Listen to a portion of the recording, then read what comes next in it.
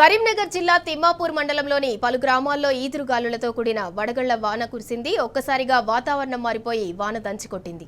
దీంతో కొనుగోలు కేంద్రాల్లో ఆరబోసిన వరి ధాన్యమంతా నీటిపాలైంది. ధాన్యం రాసులన్నీ తడిసి ముద్దయ్యాయి. కాంటాకు సిద్ధమైన ధాన్యమంతా తడిసిపోవడంతో అన్నదాత ఆందోళన చెందుతున్నాడు. తడిసిన ధాన్యాన్ని ప్రభుత్వమే కొనాలని డిమాండ్ చేస్తున్నారు.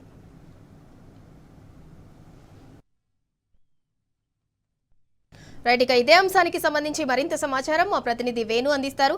వేణు, కరీంనగర్ లో మొత్తం అంతా కూడా వర్షం బీభత్సం సృష్టించింది. దాంతో కొనుగోలు కేంద్రాల్లో ఉన్న ధాన్యం అంతా కూడా తడిసిపోయింది. అధికారులు ఏమంటున్నారు? ఆ ధాన్యాన్ని కొంటామంటున్నారా? ఏమంటున్నారు అసలు? కొద్దిసేపటి క్రితమే ఒక గంట 2 గంటల నుంచి ఒకేసారిగా వాతావరణంలో మార్పు సంబంధించింది. ఈ నేపథ్యంలో ఇటు ఎల్కతుర్తి, భీమజారపల్లి, కమలాపూర్ మండలాలే కాదు, ఇటు హుజురాబాద్, సైదాపూర్, మరోవైపు ఇటు తిమ్మాపూర్ మండలంలో పలు గ్రామాల్లో కూడా వడగండ్ల వాన బీభత్సం సృష్టించింది. ఈదురుగాలతో పాటు వడగండ్లు రావడం ఒక ఎత్తైతే, మరోవైపు అంటే పంట కోసి ఆరబెట్టుకున్నటువంటి రైతన్నకు సంబంధించిన వరి ధాన్యం అంతా కూడా తడిసి ముద్దైందని చెప్పాలి.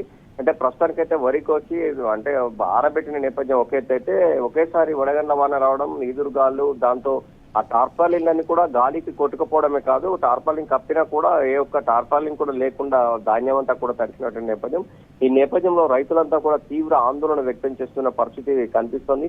అంటే ముందస్తుగా వీటిని కనుక ప్రభుత్వం కానీ ఇటు అధికారులు కానీ కొనినట్టయితే ఇలాంటి అవస్థలు వచ్చేవి కాదు.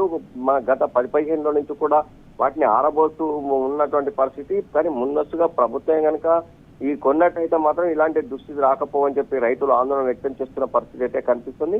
ఏదేమైనా కానీ ఈ రోజు సాయంత్రం ఒకేసారిగా వాతావరణం మార్పు రావడం, వడగండ్ల పెద్ద ఎత్తున వచ్చిన నేపథ్యంలో ఎక్కడ చూసినా కానీ ఐకేపీ సెంటర్లో ఉన్నటువంటి ధాన్యం అయితే పెద్ద ఎత్తున తడిచినటువంటి నేపథ్యం ఉంది. దీంతో తీవ్ర ఆందోళనలో రైతన్నులు అయితే ఉన్నటువంటి పరిస్థితి అయితే స్పష్టంగా కనిపిస్తుంది.